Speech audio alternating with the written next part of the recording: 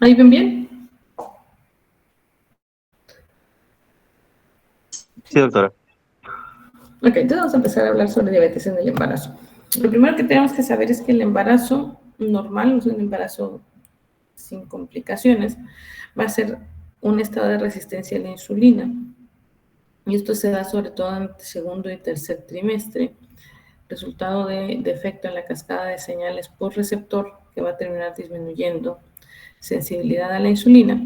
Y debido a este proceso, para poder lograr o mantener el nivel adecuado de glucosa, pues se tendrá que dar un aumento compensatorio en la secreción de insulina. Entonces tenemos resistencia a la insulina y como consecuencia de esta resistencia a la insulina hay hiperinsulinismo, hay un aumento en la secreción de insulina para compensar y mantener los niveles de glucosa adecuados.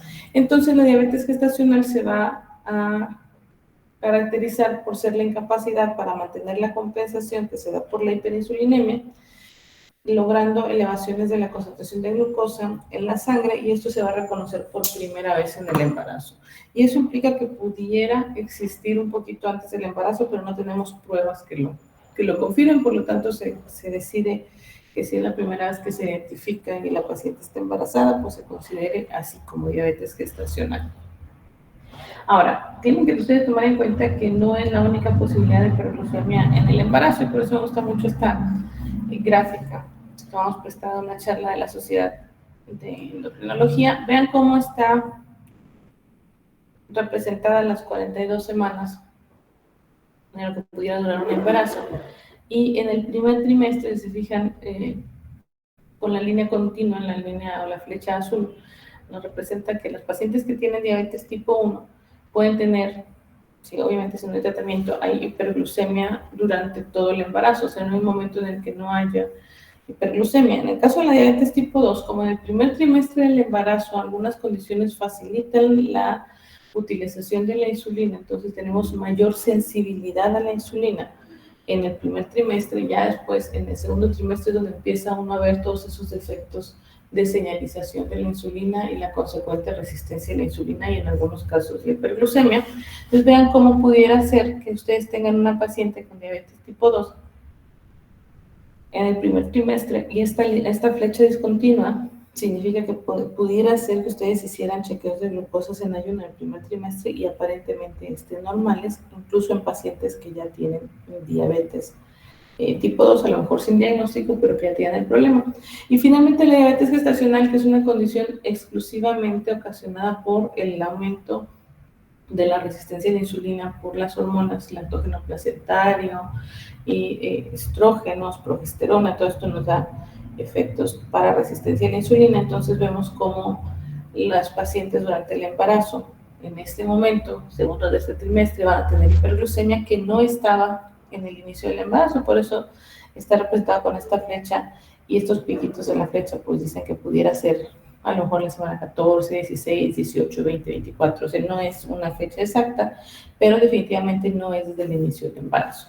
Y eso es algo que tener en cuenta porque muchas veces podemos no estar a tiempo para hacer un diagnóstico que sea preciso y pudiera ese diagnóstico cambiar en la evolución del paciente o en una vez que ha nacido el producto.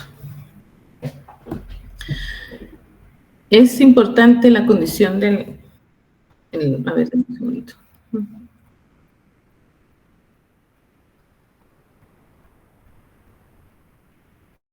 Ay.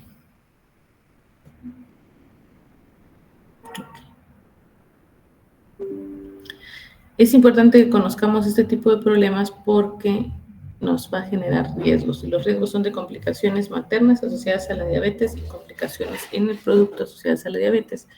En el lado materno, pues tenemos más riesgo de preeclampsia, eclampsia, polidrapnios, desgarros perineales, trastornos en el momento del nacimiento, con una mayor posibilidad de terminar con una cesárea, un mayor índice de cesáreas, partos prematuros, y a futuro el riesgo de padecer diabetes tipo 2. Estas pacientes, aun cuando termine el embarazo y la glucosa regrese al normal, la posibilidad de que desarrollen diabetes tipo 2 es de 50-80% en los primeros 10 años. Es muy importante que mantengan una vigilancia y unos cuidados con cambios en el estilo de vida después del embarazo.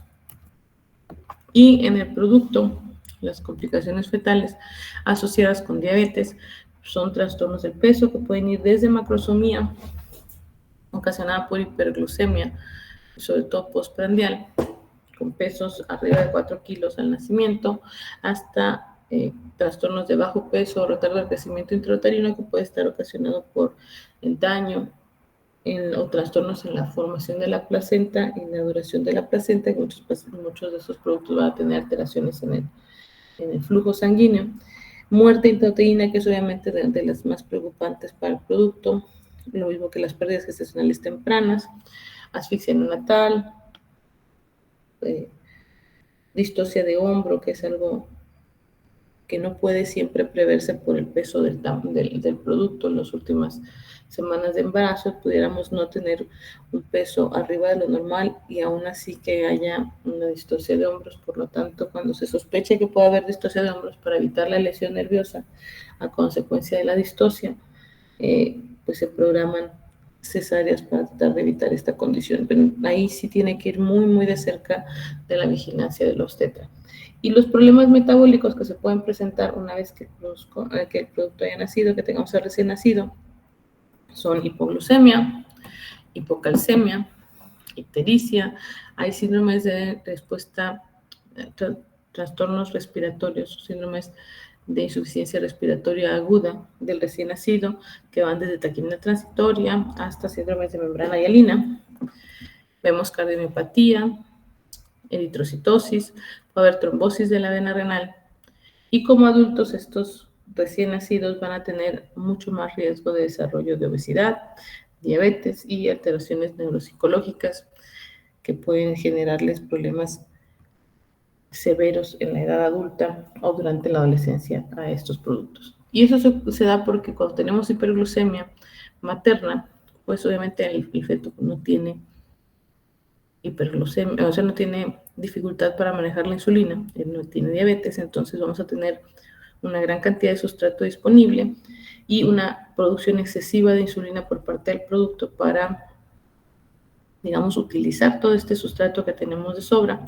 Y si la hiperglucemia ocurre durante la organogénesis en las primeras 8 semanas de embarazo, lo que vamos a tener es mucho riesgo de abortos espontáneos, o sea, pérdida del embarazo por aborto espontáneo, o tenemos más riesgo de malformaciones congénitas, que puede ser desde una malformación congénita menor, un labio paladar hendido, hasta malformaciones congénitas cardíacas complejas.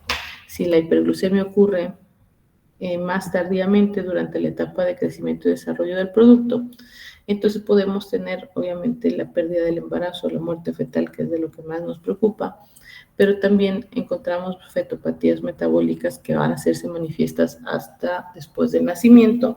Ahí entra tanto el tamaño del producto, macrosomía, les decía yo la hipoglucemia, ahorita vamos a platicar por qué la hipoglucemia, hipocalcemia, hiperbilirrubinemia, policitemia, que no es realmente una policitemia, sino una eritrocitosis, porque tenemos muchos estímulos para la producción de eritrocitos, y los síndromes de dificultad respiratoria. Es una forma de racionalizar lo que ocurre en la diabetes gestacional. Tenemos ahí el compartimento materno, donde lo que tenemos es una gran cantidad de sustrato, glucosa, aminoácidos elevados. En la placenta, esta gran cantidad de sustratos y como consecuencia de insulina, porque hay hiperinsulinemia compensatoria, van a estimular también receptores de factores de crecimiento. Acuérdense que el receptor de la insulina es el mismo tipo de receptor de los factores de crecimiento, y entonces en cantidades muy altas la insulina puede empezar a estimular receptores de factores de crecimiento, y eso va a alterar la formación a la placentación, la formación de la placenta, con cambios en las ramificaciones vellosas, disminución del espacio intervelloso, y eso nos va a generar un flujo sanguíneo alterado. Y al tener este flujo sanguíneo alterado vamos a conducir a menor intercambio de oxígeno e hipoxia. Ahora, ¿qué es lo que sucede en el feto? Ya que tenemos una gran cantidad de sustratos, es decir, glucosa o aminoácidos en la sangre, y el producto no tiene, el feto no tiene incapacidad para movilizar ese sustrato, pues va a empezar a hacer mucha insulina. Entonces, la constante en los productos de madres que tienen diabetes gestacional es la hiperinsulinemia. y esto nos va a generar complicaciones en el producto, desde macrosomía, porque estamos teniendo más sustrato, tenemos más insulina, que es una hormona finalmente anabólica y que le va a facilitar la ganancia de masa a este producto. Puede ser masa grasa, no específicamente solamente masa grasa, también suele haber organomegalias, dentro de ellas la que más nos preocupa es la cardiomegalia. Suelen tener cardiomegalias que pudieran llegar a ser obstructivas. Tenemos una disminución en la madurez pulmonar por alteraciones de la producción de surfactante, pero también es más fácil que este surfactante se degrade con más rapidez y todo eso nos lleva a menor maduración pulmonar.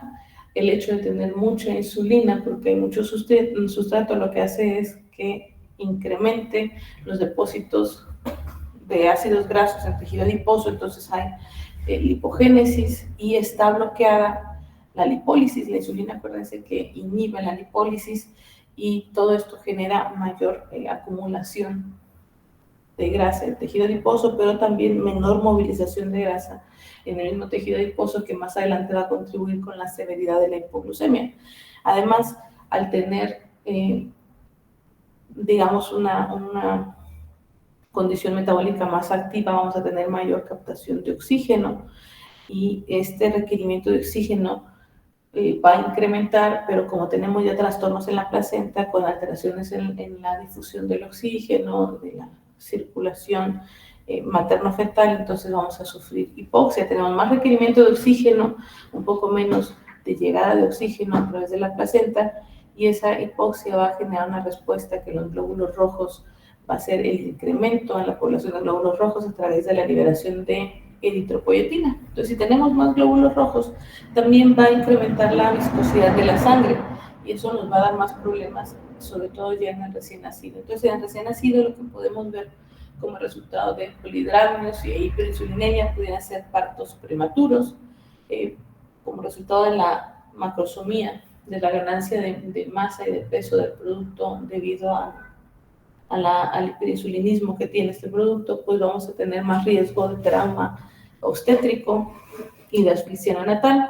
Y dentro de esto, pues una de las más difíciles, pues es la distocia de hombros, porque no siempre, como les decía, no siempre se puede predecir. En la mayoría de los casos, pues lo lógico es que los diámetros de la circunferencia de la cabeza sean los diámetros mayores. Entonces, una vez que es capaz la cabeza de salir del canal de parto, el resto de la salida del resto del cuerpo va a ser mucho más sencilla, porque tienen diámetros menores o se pueden compactar en un diámetro menor y eso le permite la salida. Sin embargo, las pacientes que tienen diabetes gestacional o pregestacional, sus productos pudieran tener como el diámetro mayor, no necesariamente el diámetro del cráneo, sino que pudiera ser que los hombros no se puedan estrechar de manera adecuada durante el nacimiento, y eso es lo que genera la distocia de hombros. El problema con la distocia de hombros es que es una complicación grave que puede ser fatal para el producto si no se atiende de manera adecuada, y en algunos casos puede que se sale el producto, pero tengamos lesión nerviosa del plexo braquial o incluso también los nervios del rostro, y eso puede ocasionar daño permanente con secuelas para el producto. Y luego vemos que como consecuencia de la organomegalia podemos tener cardiomiopatía obstructiva y manifestaciones de insuficiencia cardíaca en los recién nacidos, más los síndromes de debilidad respiratoria, que aunque más común es el síndrome de taquipnea transitorial recién nacido, pudieran incluso presentarse síndromes de membrana hialina o trastornos mucho más severos. Les decía yo que el aumento en la formación de masa, de lípidos, de otras cosas como el aumento en la lipogénesis, viene acompañada de un bloqueo de la lipólisis, y la lipólisis es un mecanismo que compensa, que nos ayuda a corregir una hipoglucemia. Entonces hay menos movilización de lípidos, hay más consumo de oxígeno, hay más consumo de glucosa también, porque tenemos más glóbulos rojos, los glóbulos rojos consumen glucosa, y además el exceso de insulina va a inhibir glucogenólisis y gluconeogénesis hepáticas, por lo tanto tenemos más gasto de glucosa, menos aporte de glucosa por parte del hígado, menos movilización de ácidos grasos del tejido adiposo que puedan sacarnos adelante de una hipoglucemia, y por lo tanto pues las hipoglucemias suelen ser severas, profundas y graves. Y acuérdense que una hipoglucemia, dado que la glucosa es el único combustible o fuente de energía del sistema nervioso central, entonces una hipoglucemia puede generar un daño severo y permanente en el producto, que es una de las complicaciones metabólicas al nacimiento y que para fines prácticos, si ustedes lo conozcan, una hipoglucemia en un recién nacido, las primeras 48 72 horas de vida es una glucosa menor de 70, que eso es lo que ustedes tienen que prevenir que ocurra. Y también, pues como resultado de la gran cantidad de glóbulos rojos que tenemos, pues va a haber aumento de la viscosidad sanguínea, el riesgo de trombosis de vasos sanguíneos, sobre todo de la vena renal, y como resultado de la eliminación de estos glóbulos rojos, pues vamos a tener un aumento en la bilirrubina en sangre que puede llegar hasta síndromes ictéricos. Ahora, ¿cuál es la incidencia de esta patología? La incidencia varía mucho dependiendo de las zonas que ustedes estudien y la forma como se diagnostique, pero en general todos estamos de acuerdo en que la incidencia ha incrementado mucho en los últimos años. Entonces, hace entre 10 y 20 años, la incidencia de la diabetes gestacional se consideraba que era de 3 a 4% de los embarazos. Entonces, de 3 a 4% de los embarazos se complicaban con diabetes gestacional.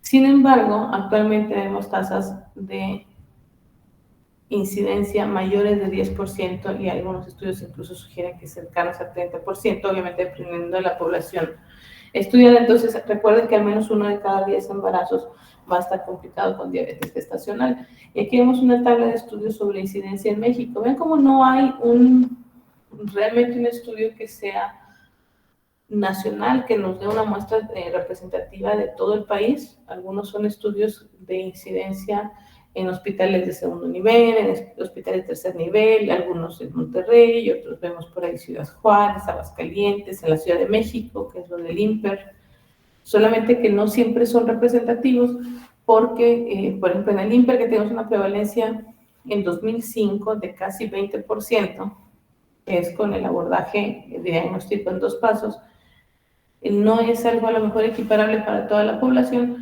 porque el Instituto Nacional de Perinatología pues atiende pacientes con alto riesgo y por lo tanto tenemos muchas más pacientes con factores de riesgo para diabetes gestacional que en condiciones generales. Pero vean, esto era en 2005 y cómo va aumentando la prevalencia con el paso de los años, hasta ese estudio de 2012, donde la prevalencia de diabetes estacional se lograba hasta 13%, hasta 30% si se utilizaban los criterios más recientes que se agregaron al diagnóstico de diabetes gestacional, que son los de criterios para abordaje diagnóstico en un solo paso. Si se traspolaban estos datos de la forma clásica de diagnóstico a la nueva propuesta que se dio a partir de 2014, entonces, de 2010 más o menos, entonces vean cómo llega hasta 30% de la prevalencia. Denme un segundito. Okay. Cuando no siguen levantando la mano para que... Doctora, es que creo que no se están cambiando sus diapositivas. ¿En cuál se quedaron? Salía una mujer embarazada solamente, pero no se veían los cuadros. Vamos a ver.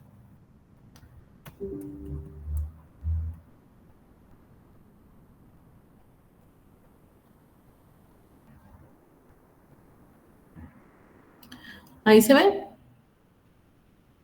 Sí, ya se ve. Ven lo que ven. Dice, no todas las poblaciones... ¿Eso? Sí.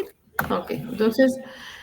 No sé por qué nos estaba pasando. Bueno, no todas, en general hay mucha diferencia entonces de la prevalencia. Uno, porque no siempre se hace, que es lo que dice aquí, no siempre se hace escrutinio rutinario cuando debe de hacerse, entonces muchas mujeres se van a quedar sin diagnóstico, pero también el hecho de que haya más prevalencia con el paso de los años es lógico, pensando en que pues cada vez hay mayores factores de riesgo conocidos para diabetes gestacional en las mujeres que se embarazan. Edad materna más avanzada, historia familiar de diabetes tipo 1 o tipo 2, sobre todo tipo 2 en un familiar de primer grado, que eso se vuelve cada vez más frecuente, y el aumento en el índice de masa corporal, que según las últimas ediciones del ENSANUD, pues alrededor del 70% de la población adulta, de las mujeres adultas, van a tener o vamos a tener sobrepeso o obesidad, y es realmente menos frecuente el encontrar un peso normal. Entonces, todo esto se suma como factores de riesgo para el desarrollo de diabetes. Ahí sí se alcanza a ver el cuadro de factores de riesgo. No, no se ve. No, no, no.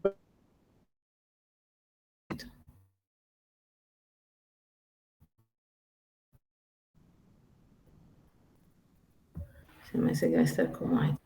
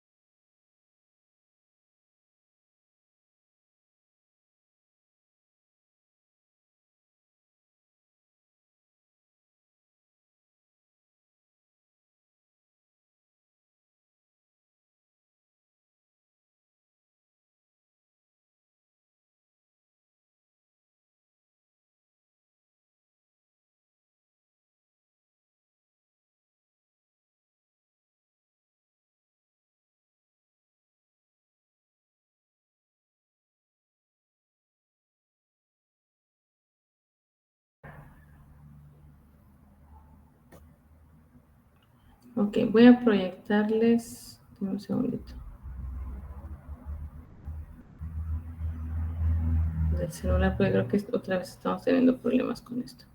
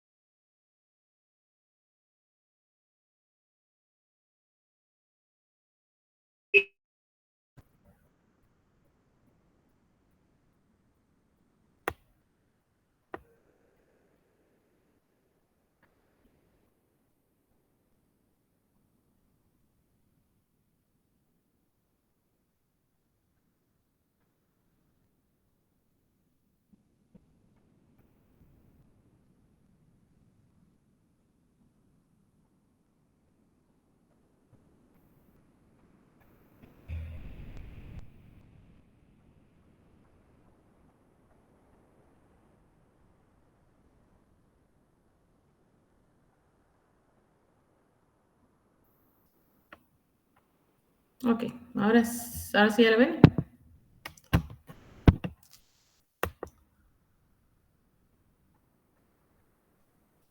Vamos a avanzar a donde estábamos.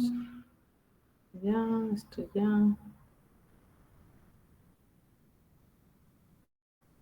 Ok, entonces vamos a hablar factores de riesgo. Para poder hacer el adecuado diagnóstico, ustedes tienen que identificar a las pacientes a las cuales hacerles escrutinio, y el escrutinio pues obviamente va a ser sobre pacientes que están asintomáticas. Entonces, factores de riesgo, vamos a poner esto para acá que no estorbe. Barbaridad.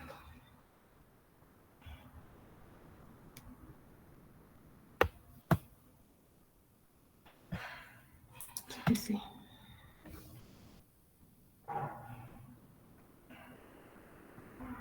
Bueno, no sigue quitar. Entonces vamos a ver factores de riesgo. Hay dos categorías que vamos a tener y quiero que se acuerden muy bien, porque todas las demás pacientes que no estén en estas dos categorías son pacientes de un riesgo habitual y para México, pues son pacientes que tienen que hacer escrutinio. Entonces tenemos una categoría de alto riesgo, que son los pacientes que cumplen con los criterios que les voy a decir. En este caso, cuando hay alto riesgo, la conducta a seguir es hacer la curva de tolerancia oral a la glucosa, es decir, la prueba para diagnóstico de diabetes gestacional tan pronto termine el primer trimestre del embarazo. Y si llegara a ser negativa, entonces se hace en el tiempo habitual, o sea, en el momento en el que se les tendría que hacer a todas las demás pacientes, que es entre la semana 24 y 28. Y luego tenemos los pacientes que tienen bajo riesgo. Los pacientes que tienen bajo riesgo tienen que cumplir con todas las características que ahorita les voy a decir y son las únicas que pueden no hacérseles detección de diabetes gestacional. Todas las que no entren en bajo riesgo ni en alto riesgo se les deberá hacer la curva de tolerancia entre la semana 24 y 28. Entonces, para considerar de alto riesgo una paciente tiene que tener una o más de las siguientes condiciones de riesgo. Primero, obesidad pregestacional. Segundo, que haya diabetes mellitus tipo 2 en familiares de primer grado, o sea, padres, hermanos, o si tiene hijos. Historia de intolerancia a carbohidratos en la paciente, es decir, glucosa de ayuno alterado o intolerancia a carbohidratos, o sea, prediabetes. Productos macrosómicos, más de 4 kilos al nacimiento, presencia de glucosuria en el momento del diagnóstico y que pertenezca a grupos de alto riesgo. Y ojo, ahí entramos todas las mexicanas. Entonces, ya tenemos esa, ya nada, buscamos otro factor más si se considera de alto riesgo. Entonces, en este caso, les decía, se hace la curva terminando el primer trimestre del embarazo y si resulta negativa, se repite en el tiempo en el que se debe de hacer a la mayoría de las pacientes, entre semana 24 y 28. Ahora, las pacientes que son de bajo riesgo deben de cumplir no con una o más, como veíamos en la otra, sino absolutamente con todas las características y son las únicas pacientes que no requiere que se haga curva de tolerancia porque no necesitan buscar diabetes gestacional, tienen una posibilidad tan baja que no se justifica hacer el estudio. Entonces, son mujeres con menos de 25 años de edad y aquí desde el segundo punto ya eliminamos a prácticamente todas las mujeres en México, que es que no pertenezcan a un grupo racial de alto riesgo o que pertenezcan a un grupo étnico de bajo riesgo. Entonces ahí todos los mestizos pues estamos fuera, de indígenas estamos fuera. Entonces, en general, prácticamente ahí están fuera todos los mexicanos. Y luego, que no hay antecedentes en diabetes en familias de primer grado, que el peso pregestacional y la ganancia de peso durante el embarazo han sido normales y tomando en cuenta las estadísticas de entrada solamente para el primer punto, que es peso pregestacional normal, solamente el 30% de las mujeres adultas tendrán esa condición y de ellas, pues si no tienen demasiada ganancia ponderal, pues son las que quedarían. Pero ya de entrada con el segundo punto casi eliminamos a toda la población. Y que no hay antecedentes de complicaciones obstétricas de cualquier tipo, y acuérdense que la cesárea se considera un desenlace obstétrico adverso, entonces pues eso sí cuenta, no importa la razón por la que sea, y que no haya antecedentes de alteraciones de la glucosa, son las únicas pacientes que no requieren curva, o sea, prácticamente nadie. Todas las demás mujeres pues se les hará la curva entre la semana 24 y 28. Ahora, eso no es brincar, eso es sobre la diferencia de prevalencias, que tiene mucho que ver con la forma en la que se diagnostique. Y eso es lo que vamos a ver ahorita. Cómo se hace la detección y el diagnóstico de la diabetes gestacional. Entonces, hay dos formas de hacerlo. Ahorita se los voy a poner como más dirigido a lo que ustedes van a hacer en la práctica, pero si lo viéramos de manera didáctica, hay dos formas de hacerlo. Uno es con la forma más clásica o la más antigua de diagnóstico, se le llama abordaje en 2 pasos o en 2 etapas, donde las pacientes que tienen riesgo se les hace un tamiz o una prueba de tamizaje para saber quiénes tienen más riesgo de desarrollar diabetes gestacional y las que salgan positivas después de la prueba de tamiz se les lleva a una curva de tolerancia oral a la glucosa. Y la otra forma de diagnosticarlo es con el abordaje en un paso, las pacientes que se consideren que tengan factores de riesgo, ya sea alto riesgo o riesgo habitual, digamos, se les va a llevar a curva de tolerancia oral a la glucosa sin hacer tamizaje. Y a lo mejor van a decir, bueno, pues ¿cuál es tanta la diferencia de hacer o no hacer tamizaje? Pues la diferencia es en la cantidad de alteraciones que pueda tener la curva para considerarla diagnóstica. En el abordaje en 2 pasos tenemos que tener al menos 2 valores alterados en la curva para hacer diagnóstico de diabetes gestacional, y en el abordaje en 1 paso un solo factor o uno solo de las glucosas que esté elevada ya se considera diagnóstico, y eso es lo que cambia tanto la prevalencia. Entonces, la forma lógica de abordar la evaluación de la diabetes en el embarazo en una paciente es la siguiente. Lo primero que hacen en la primera visita, pues, es ver que no tenga diabetes ya. Acuérdense que en los primeros años la diabetes va a ser asintomática. Entonces, lo primero que hay que hacer, pues, es saber que no tenga diabetes esta paciente que tiene factores de riesgo. Y si es en el primer trimestre, como debería de ser la primera visita prenatal, entonces nosotros buscamos diabetes tipo 2 que no estuviera diagnosticada con los criterios estándar, ya saben, glucosa mayor de 126, hemoglobina glucosilada mayor de 6.5 o una glucosa de más de 200 a la segunda hora de una curva de tolerancia oral a la glucosa con 75 gramos. Cualquiera de esos 3, si cumplimos cualquiera de esos, se hace el diagnóstico de diabetes pregestacional, porque si es en el primer trimestre no tendríamos ninguna razón para la cual tener cualquiera de esas alteraciones. Ahora, ya que ustedes saben que su paciente no tiene diabetes tipo 2, pues hay que hacer la búsqueda intencionada de diabetes gestacional. Si es de alto riesgo la paciente, lo hacemos tan pronto terminemos el primer trimestre del embarazo, y después, si es negativo, entre la semana 24 y 28. Si no se considera de alto riesgo su paciente, sino de riesgo habitual, pues hacemos la curva entre la semana 24 y 28. Esto que está aquí anotado es para el abordaje en 1 paso porque es mucho más sencillo. Son 75 gramos de glucosa a 2 horas. Y luego tenemos, esos son los criterios que ya saben ustedes, diagnósticos de diabetes, no hay por qué detenernos aquí. Aquí la única diferencia del diagnóstico en el primer trimestre para diabetes pregestacional es que no necesitamos que haya confirmación, no necesitan 2 mediciones separadas en días diferentes. Aquí tiene más de 126 y con o sin síntomas es completamente normal, se hace diagnóstico de diabetes pregestacional. ¿Okay? ¿Y cómo es que vamos a saber si tiene diabetes gestacional? Les decía, hacemos la curva y hay 2 formas de hacerlo. Uno, les decía, el abordaje en 1 paso, los límites son más de 92 de glucosa en ayunas, más de 180 de glucosa a la hora de la carga y más de 153 de glucosa a las 2 horas de la carga. Entonces, cualquier alteración de cualquiera de estos 3 puntos es diagnóstica de diabetes gestacional. Denme un segundito que hay gente imprudente. Un segundo. Bien, entonces, eso es lo que tenemos. Ahora, si ustedes hacen la evaluación en la primera visita y su paciente tiene una glucosa de ayuno mayor de 92, pero menor de 126, pues claramente no es una glucosa normal, porque ya dijimos que en el embarazo la glucosa de ayuno normal es menos de 92. Por lo tanto, si tiene una glucosa de ayuno entre 92 y 126, ahí ya pueden hacer el diagnóstico de diabetes gestacional, y como ya tienen un valor alterado, que sería la glucosa de ayuno, pues ya no es necesario llevarlas a curva. Si no tienen más de 92 de glucosa en ayunas, pues ahí sí, hay que hacer la curva entre la semana 24 y 28, y dependiendo de los criterios que ya les dije, es que se hace el diagnóstico. Ahora, si lo hiciéramos con el abordaje en dos etapas, aquí lo que hacemos es que las mujeres que tienen riesgo para diabetes gestacional se les hace una prueba de tamizaje después de la semana 14, o sea, ya entrados en el segundo trimestre del embarazo.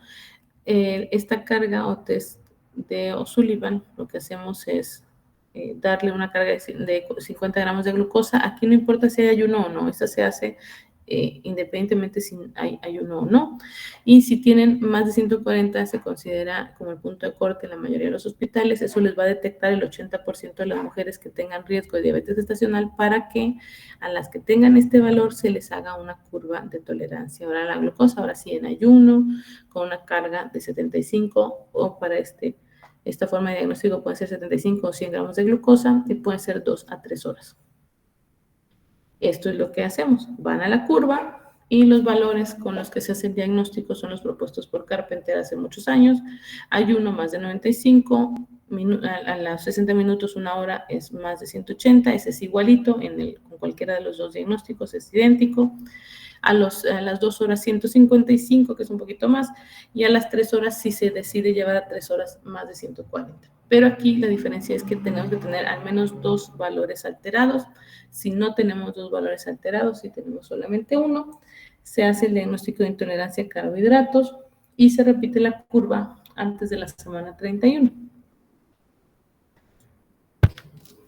Bien, entonces, ¿por qué la diferencia entre los dos?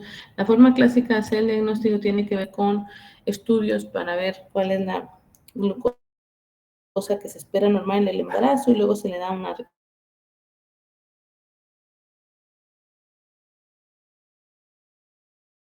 del abordaje en un paso, que es lo más reciente,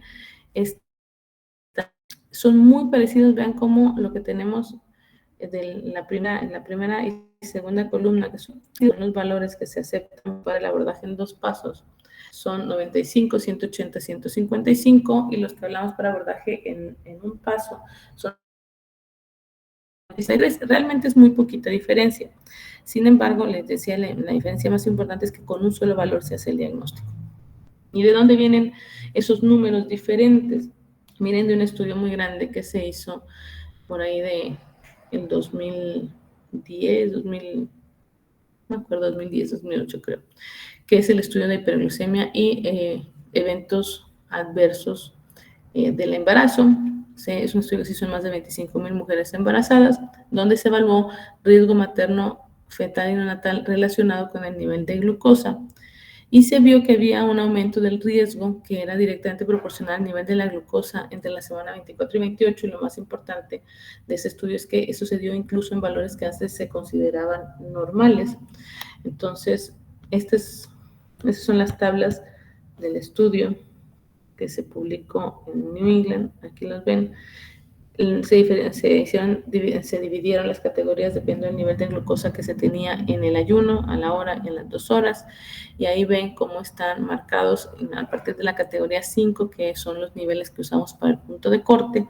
Vean cómo ya se empieza a separar o se empieza a ver la diferencia de tener menos nivel de glucosa a empezar a tener más. Vean cómo se abre y se separa, incrementando más la frecuencia de macrosomía, que es lo que representa la tabla A, y de aumento en la cantidad de péptido C en la sangre del cordón umbilical, que el péptido C, como ya saben, se secreta cantidades equimolares con insulina. Entonces es una forma de comprobar que hay hiperinsulinismo por parte del recién nacido o del producto, porque esa es la sangre del cordón umbilical. Entonces, a partir de estos rangos es que empieza a haber estos problemas, y por eso se propone, así era 2008, y por eso se propone que haya este punto de corte para hacer el diagnóstico de diabetes gestacional. Bien, entonces, para fines de la vida, como la ADA les dice que las 2 formas es correcto, porque ahí se vieron medios tibios, pero bueno, ahí les dicen las 2 formas en las que quieren diagnosticar es correcto. Entonces, para fines de la vida y para fines de examen, cualquiera de las 2 formas en las que ustedes decidan diagnosticar la diabetes gestacional es correcta, siempre y cuando se diagnostique. Entonces, yo lo que les recomiendo son flojos y malos para los números, pues que se aprendan el abordaje en un paso para que dejen de digamos, acordarse de más números. Sin embargo, son casi los mismos. Entonces, abordaje en un paso, 92 de ayuno, 180 a la hora, 153 a las 2 horas. Cualquier valor elevado por arriba de estas en cualquiera de los 3 rangos es diagnóstico de diabetes gestacional. Nada más necesitan un solo valor alterado. Entonces, esa es la forma de hacer el diagnóstico. Y esta es una forma, digamos, resumida de cómo ustedes podrían abordar el estudio de la diabetes gestacional en una mujer embarazada en su práctica clínica diaria. Tienen a su paciente en la primera consulta prenatal, que es que tenga, con suerte, lo vieron antes de acabar el primer trimestre. Entonces, pues obviamente lo primero que hay que hacer es ver que no haya diabetes pregestacional, pidiendo una glucosa de ayuno y hemoglobina glucosilada. Si el resultado es normal, que acuérdense que para el embarazo normal es menos de 92, si lo quieren hacer con el abordaje en un paso, o 95 en el abordaje en 2 pasos. Entonces, si tienen menos de 6.5 y tienen menos de 92, se considera un resultado normal, quiere decir no tenemos diabetes pregestacional. entonces ya pueden ustedes pensar en hacerle la curva de tolerancia oral a la glucosa inmediatamente que termine el primer trimestre, si es una paciente con muy alto riesgo, y entre la semana 24 y 28 si la paciente tuviera un riesgo pues habitual, lo que tenemos todos.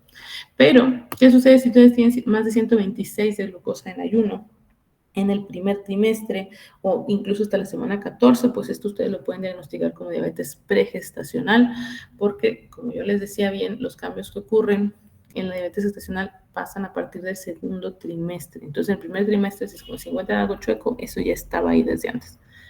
Si tienen igual hemoglobina glucosilada más de 6.5%, no necesitan confirmación, eso es diabetes pregestacional. Ahora, ¿qué pasa si tienen entre 92 y 125, que está menos elevada que la para decir diabetes ya bien establecida, pero claramente es anormal porque es más de 92, entonces ahí se hace diagnóstico de diabetes gestacional y ya no necesitan hacerle, ahí ya no necesitan ustedes hacer confirmación, ¿ok? Ya no necesitan hacer curva tampoco, porque si hacemos abordaje en un paso y ya de ayuno tienen más de 92, ahí está la primera alteración y ya no necesitan otra para hacer diagnóstico. Por eso decía que es un poquito más sencillo el abordaje en un paso. Y era lo que les decía, si era de alto riesgo y salía negativa en la primera curva, pues a la semana 24 y 28 se vuelve a hacer la curva. Ya saben, si hay un valor alterado, tratamiento. Si no hay un valor alterado, pues ya está normal y la dejamos en paz. Estos son clasificaciones de tipo de diabetes gestacional. Esto nos ayudaba, no es algo que tengan ustedes que aprender, pero nos ayudaba para saber cuál era la posibilidad de tratamiento y qué éxito podíamos anticipar dependiendo del nivel de glucosa que tuviéramos al diagnóstico de la diabetes gestacional. Entonces, aún no son pacientes que se diagnosticaron con menos de 110 de glucosa en ayuno. Tienen muchas posibilidades de tener un buen control solamente con manejo nutricional, y las que tengan más de este valor tendrán mucha más posibilidad de no lograr el control con una dieta y ejercicio y van a requerir insulina. Muchas veces esto nos ayuda para decidir el uso temprano de insulina y no esperar las 2 semanas de tratamiento médico antes de pasar a la insulina. Bien, entonces, todas las pacientes que ustedes diagnostican con diabetes gestacional son para segundo nivel de atención. Y si en el segundo nivel de atención no se cuenta con la infraestructura adecuada, entonces deberán moverse a tercer nivel de atención. Y todas las pacientes que tengan diabetes pregestacional y que tengan algún daño a órgano blanco, es decir, retinopatía diabética, nefropatía diabética o neuropatía, son pacientes que pertenecen a tercer nivel de atención por el riesgo enorme de que haya progresión de las complicaciones crónicas de diabetes durante el embarazo, sobre todo retinopatía y nefropatía. Entonces tienden a empeorar mucho y pueden generar a la paciente una pérdida importante de la función que no se va a recuperar, tanto visual como renal, si ya tenemos daño. Entonces es muy, muy importante que lo sepan. Bien, entonces ya diagnosticamos, ya ubicamos pacientes de riesgo, ya hicimos la curva, ya diagnosticamos. Ahora, ¿qué vamos a hacer con el tratamiento? Lo básico en el tratamiento de la diabetes gestacional es la educación para que la paciente conozca sobre la patología, planes de alimentación y actividad física. Y solamente si no se logra un adecuado control en estos casos, entonces se agrega terapia de insulina. Y es muy importante durante el proceso el apoyo psicológico, porque en realidad tenemos muy poco tiempo para lograr metas durante el embarazo. Y si no tenemos la cooperación completa de la paciente, eso no se va a dar. Lo primero, pues, es manejo nutricio. Esto siempre va a ser el primer paso del tratamiento de pacientes con diabetes gestacional. Y la intención es reducir la respuesta glucémica después de los alimentos, que está relacionada con los carbohidratos. Entonces, lo que ustedes tengan de hiperglucemia postprandial va a estar relacionado directamente a los carbohidratos de la comida. Por lo tanto, la recomendación es disminuir carbohidratos en su totalidad sin quitarlos y dar mayor proporción de carbohidratos complejos, mucho más que carbohidratos simples. Y esto pues va a lograr disminuir la respuesta glucémica después de las comidas y por lo tanto el riesgo de daño en el producto y de macrosomía. Esto lo encuentran en la norma oficial mexicana y en la guía de práctica clínica, que todavía debe andar por ahí. Y vamos a ver la cantidad de carbohidratos que dejamos en estos pacientes. Más o menos se utilizan. Ay, otra vez. Se utilizan de 45 a 55% de las calorías totales son de carbohidratos, preferentemente complejos, y hacemos el ajuste también dependiendo del peso de la paciente. Si tiene un peso normal y una buena actividad física, 30 calorías a 75 calorías por kilo de peso son adecuadas. Si hay sobrepeso o hay obesidad, entonces tenemos que hacer ajustes con disminución de las calorías por kilo de peso hasta a lo mejor 20 o 25 kilocalorías por kilo de peso. Bien.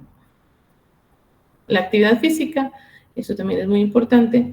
El ejercicio es muy útil tanto para diabetes gestacional como para diabetes tipo 1 y tipo 2, pero debemos saber cuándo está contraindicado. Está contraindicado si su paciente tiene aumento de contracciones uterinas durante el ejercicio, si tiene un embarazo múltiple, si tuvo hipoglucemia reciente o ha tenido hiperglucemia con cetosis, está contraindicado.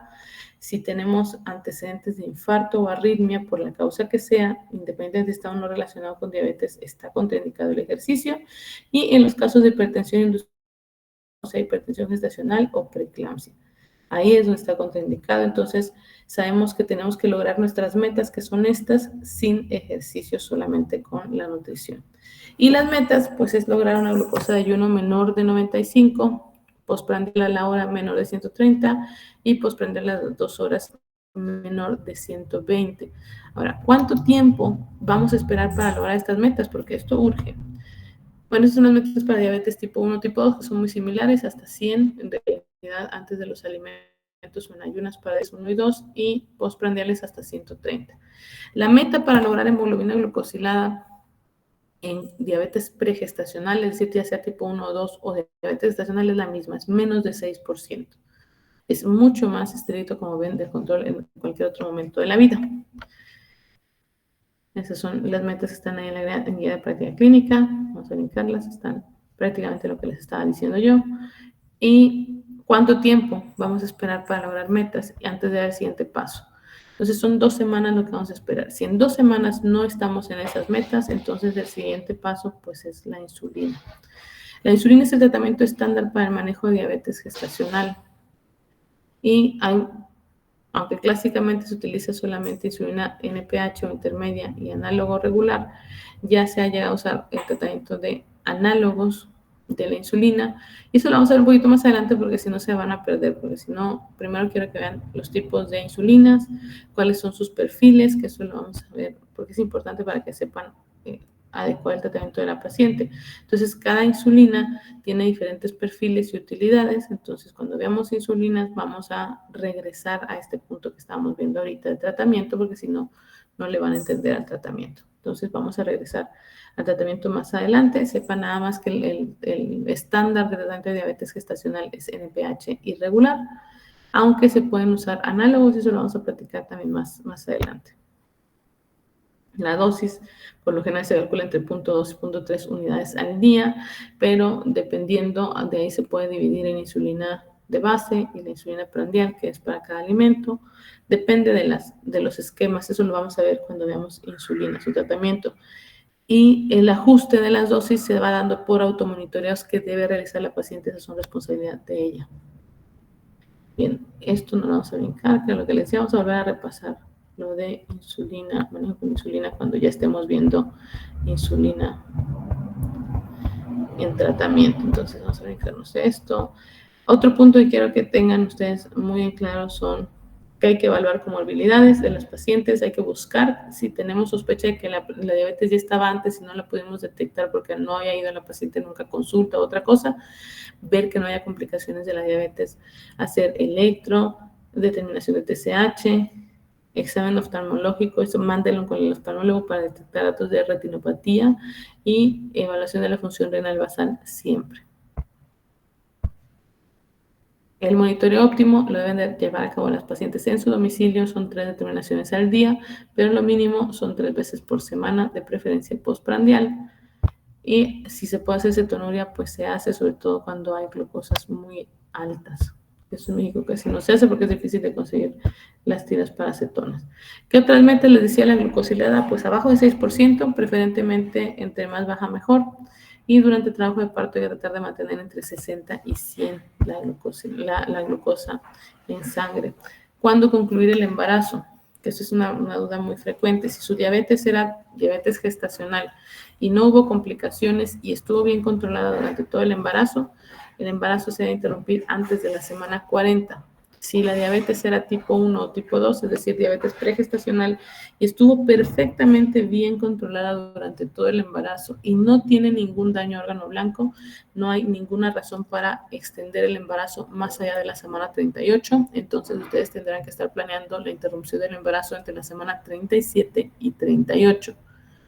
Y ahí la vía en la que se interrumpe el embarazo, ya sea trabajo de parto o cesárea, no depende de la enfermedad, depende de la condición obstétrica de la madre. Entonces, si hay indicación, se inducirá trabajo de parto o se programa la cesárea, pero la diabetes gestacional o pregestacional no son indicaciones para cesárea. Ahora, ¿qué pasa cuando no ha habido un buen control? Si el control no es adecuado, se va a tener que interrumpir el embarazo antes de la semana 40 si hubo complicaciones metabólicas maternas o fetales. Si es diabetes gestacional. Y si es diabetes pregestacional, va a ser antes de la semana 37, dependiendo de qué tantas complicaciones entre maternas, fetales o daño a órgano blanco. Y eso pudiera ser incluso tan temprano que pudiera no ser viable el producto, sin embargo, pues hay que proteger a la madre de complicaciones y daño permanente. Entonces, ahí hay que tener mucho cuidado. Bien, entonces la vía de elección, siempre les digo, depende de los obstetras y se interrumpe el embarazo de acuerdo a la gravedad de la situación de la paciente, sobre todo si hubo mal control metabólico, si tenemos complicaciones vasculares o factores que puedan alterar el pronóstico fetal o materno también, y si hay antecedentes de muerte fetal en embarazos previos, que es la complicación más temida de la diabetes para el producto, pues se tendrá que interrumpir incluso antes, ¿vale? Bien, nos vamos a quedar aquí y continuamos, nos quedan unas 3-4 diapositivas todavía, pero mañana vamos a continuar. Les voy a pedir, por favor, que repasen fisiopatología de diabetes tipo 2, porque mañana vamos a hacer un repaso antes de entrar la próxima semana a tratamiento. Entonces, por favor, repásenlo para que sea útil lo que vamos a hacer mañana, ¿sale? Nos vemos mañana.